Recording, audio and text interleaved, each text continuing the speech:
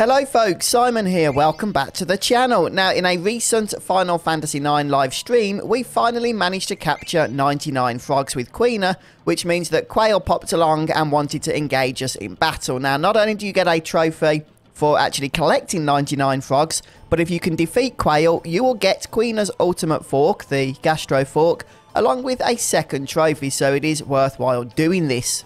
However, sadly, if you haven't been collecting frogs throughout your adventure in Final Fantasy IX, then you are going to have to play catch-up at some point during the endgame. And seeing as how frogs do take a while to respawn, and it's based on the number of steps, I believe, that your characters take, then, yeah, it can take a little bit of time. So hopefully you have been keeping up with it as you've been playing the game. Now, once you've caught 99 frogs and you get thrust into battle, one thing you're going to find is that Quale is actually kind of tricky, so it is important that we do have the right setup here. Now, in my opinion, and I know some people will disagree with this, but in my opinion, Quale is one of the ultimate boss fights, optional boss fight encounters of FF9. I mean, he has a HP, which is pretty much on par with Ozma, who is seen as the ultimate boss fight. And some of his attacks do quite a bit of damage, especially if you don't nullify them. And on top of that, he likes to heal a lot. And given his already high HP totals of, I think it's 65,000, then this can be a very long fight.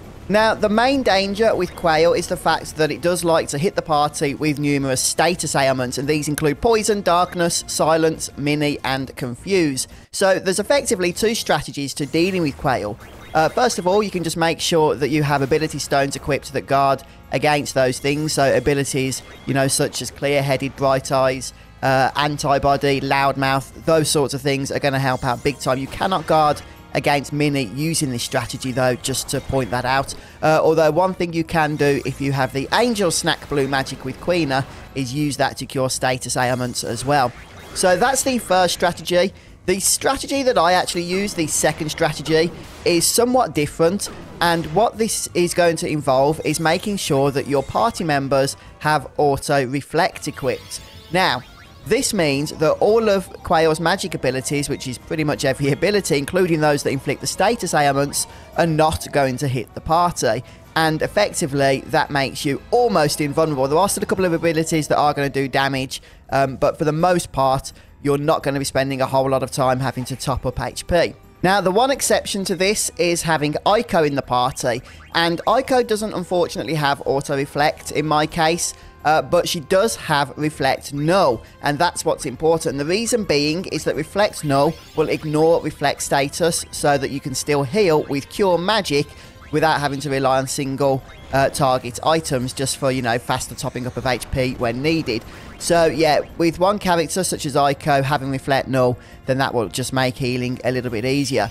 Now, here's the problem with using the strategy that I'm using. Overall, you're going to be taking a lot less damage, but Quale absorbs water-based attacks. Okay, water attacks heal Quale, and since all of the water attacks that Quale is are going to be inflicting against the party will be reflected back to him, he's going to be getting healed quite regularly.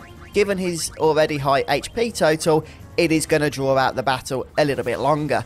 Now, I found on average that Quale was healing about 5 to 7 or 8,000 HP, perhaps every 1 or 2 turns, which means you do need to be doing quite a bit of damage in order to outscale the healing that Quale will be receiving.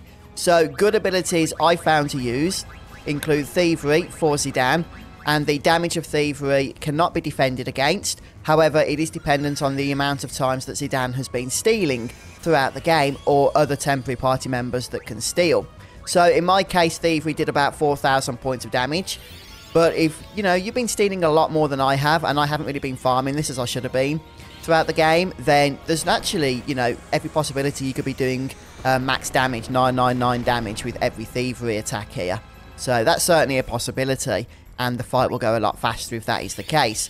Frog Drop itself will be no doubt doing quite a bit of damage because you have to have actually caught 99 frogs in order to spawn Quale. So again, about 4,000 points of damage in my case every time we use that. Now, Aiko doesn't really have a whole lot of damaging spells, but she does have access to some summons, so by all means go ahead and throw out some of those for a little bit of damage, and then Steiner can just, you know, top up the damage with whatever abilities he happens to have. But to be honest with you, this fight is more of a slog than anything else to get through. It does take time. It does take a little bit of, you know, just paying attention and concentration. But with this second strategy, the vast majority of Quale's abilities are not going to be hitting the party for any effect. So it is just about, you know, slogging out the time in order to get through it. But yeah, don't take things for granted. You know, some of those abilities will still get through, especially to Ico, who in my case doesn't have auto reflect. So a little bit of healing every now and then is going to go a long way. Now, before we actually finish up with the strategy, there's also one other thing that's worth noting, and that is stealing. You're going to want to steal all of the items that Quale has. In particular, some of these items are super rare. For example, the Robe of Lords is on the steal table. So for, you know, goodness sake, make sure you do get your hands on that. Just to make that easier, make sure you do have all of the abilities equipped that make stealing go a little bit faster. Now, I just mentioned the Robe of Lords, but the other 3 items on Quale's steal table are the Glutton's Robe, the Ninja Gear, and an Elixir. The Elixir you're just going to get anyway because it's the common steal. However, that Robe of Lords is a 1 in 256 steal chance, which means that, you know, you do want to have, as I say, those Master Thief abilities equipped just to get that a little bit more quickly. But to be honest with you guys, there's not really much else to say here. Just hit Quale with your hardest hitting abilities, just stay on top of HP levels, and remove any status ailments from characters that still end up getting afflicted by them, and you should be able to make your way through this battle without too much aggro. But there we have it then, guys. I hope you've enjoyed the video. I'm going to leave you to watch the rest of the fight. I won't edit it so you can see exactly how long it took me to do. But do share your successes down in the comments below if you manage to defeat Quale. And don't forget, I do live stream Final Fantasy IX quite regularly over at Twitch. So do feel free to come and check out those streams and say hello. We do like to have a chat and a bit of a laugh as we go ahead with those streams. So yeah, have a wonderful day, guys. And I'll see you next time. Take care.